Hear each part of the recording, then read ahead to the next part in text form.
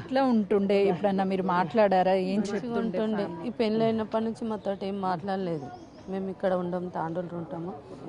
మా కోడలు అవుతుంది, మంచిగానే ఉంటుండే.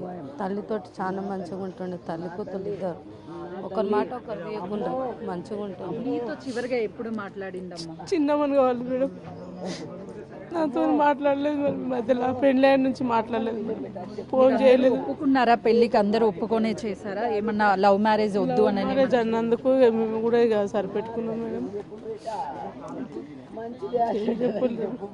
ఏం తెలియని లేరు మాకు. ఆమె ఇష్టపరంగా చేసుకున్నది ఆమె. జరుగుతున్నటువంటి ఏ విషయాలు, గొడవల గురించి ఎప్పుడూ చెప్పలేదు అని చెప్తున్నారు.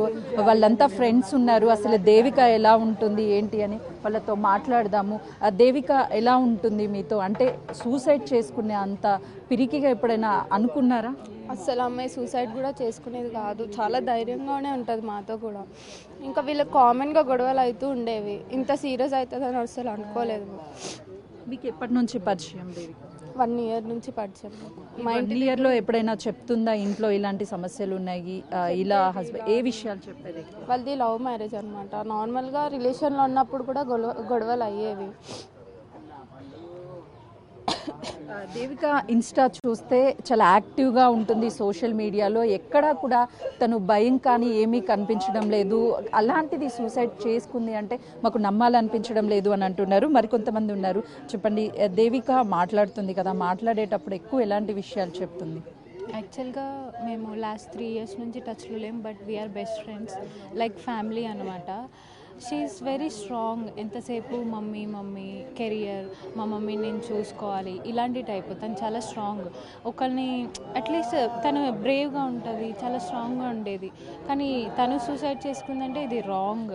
వాళ్ళే సంథింగ్ ఏదో చేసి తను చేసుకుందని చెప్పడం తప్ప తను చేసుకుంది అయితే రాంగ్. అసలు తను చేసుకునే పర్సనే కాదు. తన లైఫ్లో ఎన్నో స్ట్రగుల్స్ ఎన్నో చూసింది, కానీ తను చాలా స్ట్రాంగ్ ఉంది. వై? బికాస్ ఆంటీ కోసం తన కోసం ఆంటీ అన్నట్టు ఉండేవాళ్ళు. అలాంటిది అలా చేసుకుందంటే మాకే షాకింగ్గా ఉంది. మేము ఇంకా నమ్మలేక ఉన్నాము ప్రెజెంట్.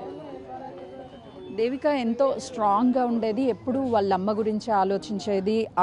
అమ్మని మంచిగా చూసుకోవాలి, ఒక మంచి లైఫ్ని ఇవ్వాలి. ఎందుకంటే నాన్నని కోల్పోయినటువంటి దేవిక ఇంకా నాకు అమ్మే ఉంది, చిన్నప్పటి నుంచి గారాబంగా పెంచినటువంటి అమ్మకి ఎలాంటి కష్టం రావద్దు అని చెప్పినటువంటి దేవిక సూసైడ్ చేసుకుంది అని అంటే మాకు అస్సలు నమ్మాలి అనిపించడం లేదు. అల్లుడే ఇదంతా చేశాడు.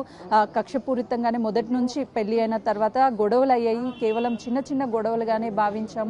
ఇప్పుడు సూసైడ్ చేసుకున్నంత వరకు వస్తుంది అని అనుకోలేదు. కఠినంగా శిక్షించాలి, మాకు న్యాయం చేయాలి అంటూ దేవిక తల్లి తన ఆవేదనని వ్యక్తపరుస్తుంది. దేవిక తిరిగి వస్తుంది, మాట్లాడుతుంది అన్న హోప్తోనే ఇంకా తల్లి ఉంది. ఎందుకంటే చిన్నప్పటి నుంచి కళ్ళ ముందు పెంచుకొని చిన్న కష్టం కూడా రాకుండా హై ఎడ్యుకేషన్ చదివించి తన కాళ్ళ మీద తను నిలబడాలి, ఉద్యోగం చేసుకొని నాకు తోడుగా ఉంటుంది అనుకున్నటువంటి దేవిక ఇంత చిన్న కష్టం వచ్చినా సరే ప్రతి కష్టాన్ని ఇంట్లో చెప్పేది. కానీ సూసైడ్ చేసుకుంది అంటే మేము నమ్మట్లేదు. ఖచ్చితంగా అల్లుడే ఇదంతా చేశాడు, తనని శిక్షించాలి, మాకు న్యాయం చేయాలి అంటే తల్లి ఆవేదన వ్యక్తం చేస్తుంది. ప్రసన్న, ఈ సూసైడ్ అసలు దేవిక చేసుకొని ఉండదు అని చెప్పేసి వాళ్ళు చెప్తున్నారు. వాళ్ళ అల్లుడే ప్రధాన కారణము. గొడవలు రెగ్యులర్గా చేస్తూ ఉంటాడు ఇంట్లో. చిన్న చిన్న గొడవలు అయినప్పుడు ఇంటికి వస్తూ ఉండేది దేవిక. సర్ది చెప్పి పంపించే వాళ్ళమి, కానీ సూసైడ్ చేసుకోవడానికి ప్రధాన కారణం అయితే అల్లుడిగా భావిస్తున్నారు. కుటుంబ సభ్యులు అనుమానం వ్యక్తం చేస్తున్నారు.